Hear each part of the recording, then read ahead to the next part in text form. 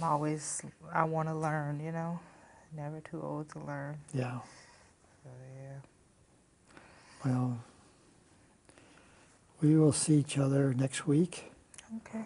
at the same time, and have a good week. Thank you. And if you have some times when you feel that conflict, Mm-hmm. if I get angry, I'm going to get in Call you? trouble. Well, No, I'm write it kidding. down. If you're really I'm upset, you kidding. could call. You I'm can do kidding. that. But write it down. Write it down. Write it down. Write down what you feel. That is something that might be helpful for us. And if you notice this in your daughter, write it down. Keep a little book, Okay. and then you can. Because I think there could be a lot of incidents, times when you're going to almost feel, am I going to cry or am I going to get in trouble? Oh. Try to Okay. avoid situations that I know may lead to that. Honestly, I don't talk to my ex a lot, so Okay. just try to keep it down. All right. I'll see you next week. Okay. All right. You take care. You too. Bye-bye. Well, good morning. I'm awfully glad that you've come and delighted to be able to talk with you about the session that I had with Lynette. As you know, that was my third session with her. Lynette came into therapy with a presenting problem of her daughter. She said, my daughter has self-image problems and assertiveness problems, and she had some accidents and urine control problems. Well, it came pretty soon in the first session, pretty clear that her daughter was doing all right, and we could deal with.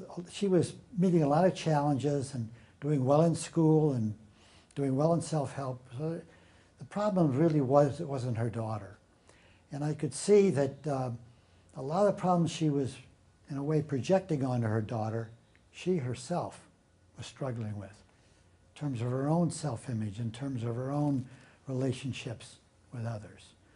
And I tried to help her to see in the first sessions that what she was reflecting in her behavior might have been picked up by the daughter, and I reinforced that several times. But try to do a shift into focusing the therapy on her, on Lynette, and not the daughter. And I didn't want to do this really quickly. And so in each previous session, I did bring up the daughter, but slowly mentioned problems that she might be struggling with, tried to identify those. And starting this third session, I didn't again want to start abruptly with her, but let's watch what happened and let me explain. You can see that transition, how that worked.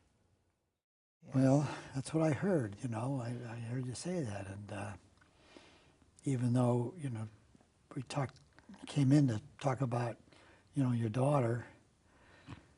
How's she doing, by the way? She's doing good. Has she had any accidents since we talked? No. So she's doing really good. good. I think in time, she's going to get over that. If she's still doing that a year, 6 months, a year from now, and you call me, because then I should be then we'll concerned. talk to her about it. Okay. But I think that's something that she's holding on to, is kind of her own personal sort of autonomy.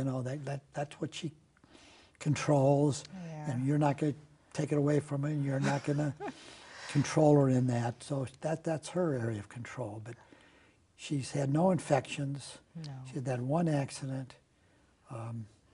She's drinking water okay. Mm-hmm. She's not dehydrated. No. So she's taking care of that in her own way. Okay. So I'm not so concerned about her. Okay. However, say the words for me. I saw it on your face. Who am I concerned about? That would be me. Okay.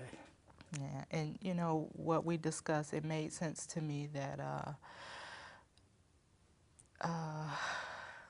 what's the word I'm looking for? that she may see those things in me and I'm not realizing it. So Right. that does make sense. Okay, now you saw I did ask about the daughter because I wanted to see if there are any problems there. I didn't want her to be thinking about her daughter during the session. I was really ready to move on with her. But I wanted to deal with enough to sort of let her, make her feel at ease and say that the daughter was doing right.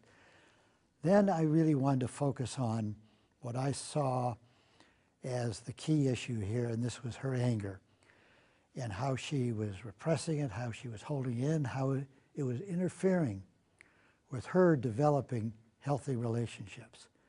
So now we've done with the daughter, we'll deal with her problems. I tried to reassure her on that, but I wanted to keep the relationship on a good, positive basis, and wanted to move in now to talk a little more directly, and that's what I want to show you on the next tape. I had my first boyfriend at 15, and I remember he lived across the street, and he cheated on me, so I broke up with him. While he was your boyfriend? I saw a girl going to his house. He lived straight across the street, and I was looking out my window, and I saw it. And I confronted him, and he said no. He lied, and I didn't believe him. And what was going on in there? I was hurt. You were hurt? I was. And I can't even say I was mad. I was mad that he lied about it, but I was hurt, and I don't want to be your girlfriend anymore. But you don't sound as if you were, as you say, very mad. I don't think I was. I was pretty passive. I was very passive as a kid. Very quiet. Just let people say and do anything and just let it go. So just kept it inside. So you didn't let yourself get angry? Probably not. But Probably not. Probably not. I just didn't think that was, to get mad. Why? I mean... You said he cheated on you. Well, we weren't married. We were just kids, That was the word you used. Somebody cheats on you. Somebody cheats you. How do you... But I was, when he told me it wasn't true, I said, I saw her. I saw you take her in the house, and I called you, and you didn't answer the phone. So, but they ended up getting married. I did. Yeah. At one point, Lynette starts talking about her relationships, and you specifically redirect her back toward talking about anger. Why is that?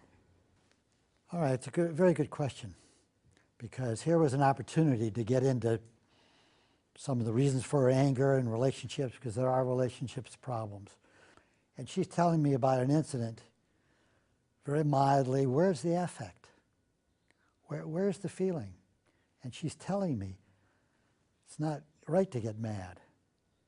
I don't want to get mad. And I'm trying, not in a strong way here, not at the beginning, because I could have said, he cheated on you, and later on I give a little more affect to try to demonstrate how you can be angry.